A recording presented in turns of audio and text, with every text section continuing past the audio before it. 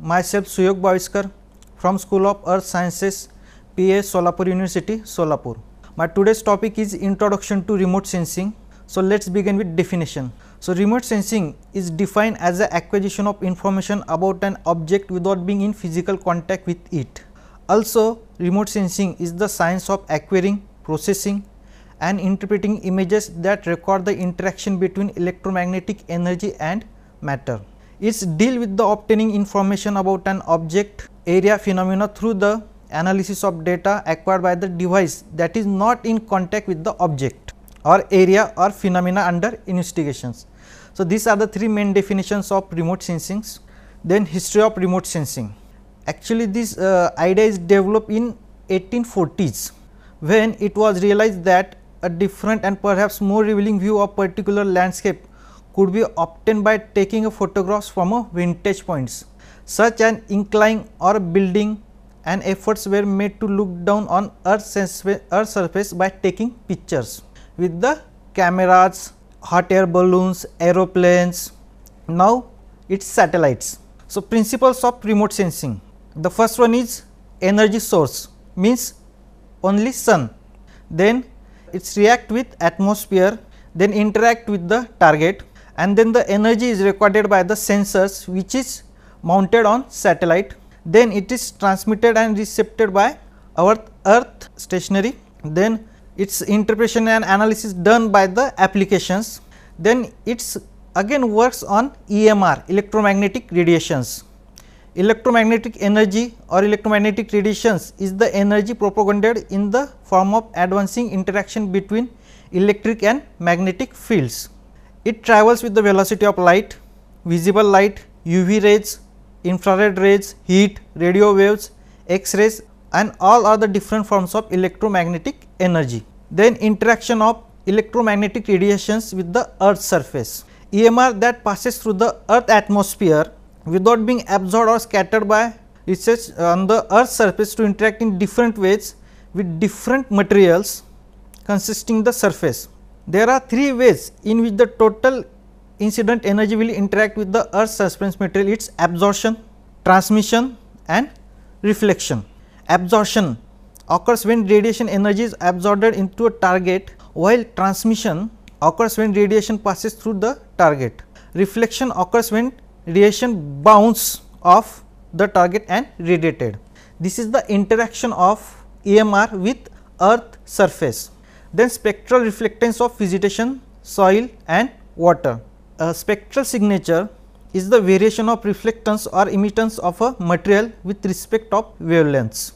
As you can see, spectral reflectance curves for three basic types of Earth's surface features: healthy green vegetation, dry bare soil and clear lake water. These lines in the figure represent average reflection curves complied by the measuring of large sample of features, and this reflectance is done by visible, near infrared and short wave infrared sensors according to Earth's surface, means its soil, water or any vegetation.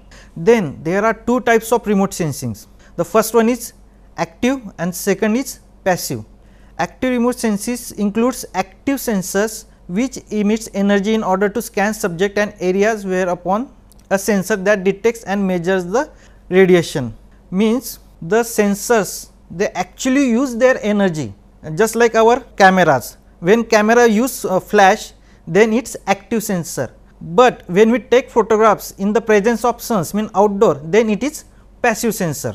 So active remote sensing include radar and lidar, where passive remote sensing include the energy emitted by sun and reflected by the object or surrounding areas. Its example of passive remote sensing includes film photography, infrared, then couple of charged devices, and where sun is present. Look at this. There are two major difference. In active, sun is absent, and in passive, sun is present. Then again there are three types of platforms in remote sensing. The first one is ground based sensor, second is aerial and third is in space. In ground based sensors, we can take photographs from certain heights of building level or anything. In aerial platforms, we take photographs from aeroplanes, hot air balloons, and then last is space platform, where satellite is used for taking photographs or pictures.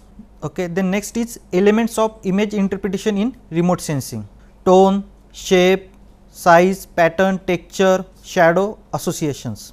Where tone is refers to the brightness of that object, shape about their structure and outline of individual object, size it is big, small or any shape.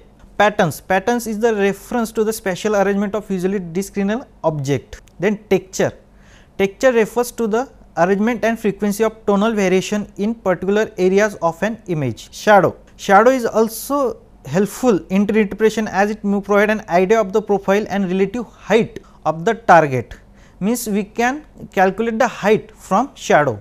Then association takes into account the relationship between other recognizable object and features in proximity to target of interest, means if we want to search in any city or village, so we can track roads, so we can easily found that particular object.